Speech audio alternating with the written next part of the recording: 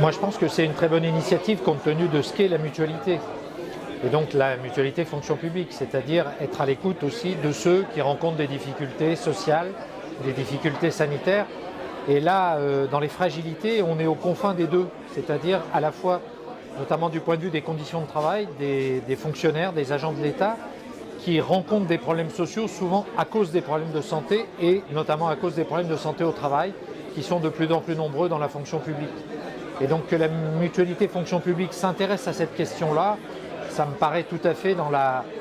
l'ADN, dans la genèse de ce qu'est une mutuelle, c'est-à-dire être au service de ses adhérents et notamment de ceux qui rencontrent des difficultés. Et aujourd'hui, on le voit bien d'ailleurs dans le sondage qui avait été fait à cette occasion du lancement de l'Observatoire,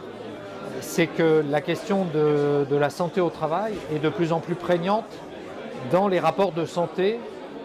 des salariés ou des fonctionnaires ou des agents de l'État.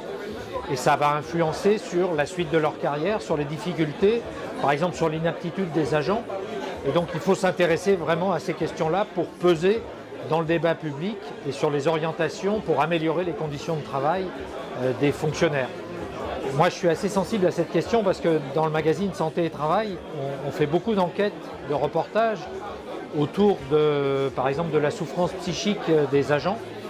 Ou des salariés, mais dans le public, cette souffrance, elle est encore plus forte parce qu'on ne choisit pas, par exemple, d'être infirmière par hasard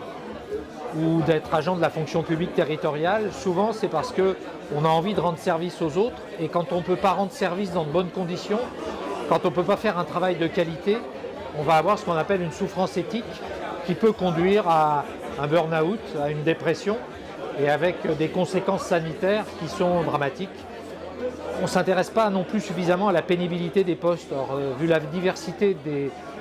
métiers dans la fonction publique, il y a des gens qui sont soumis à des pénibilités extrêmement fortes. Et avec le recul de l'âge de la retraite,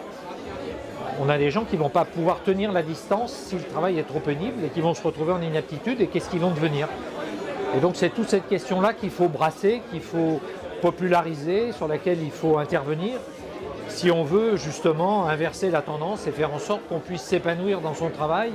et que ça devienne un facteur de santé.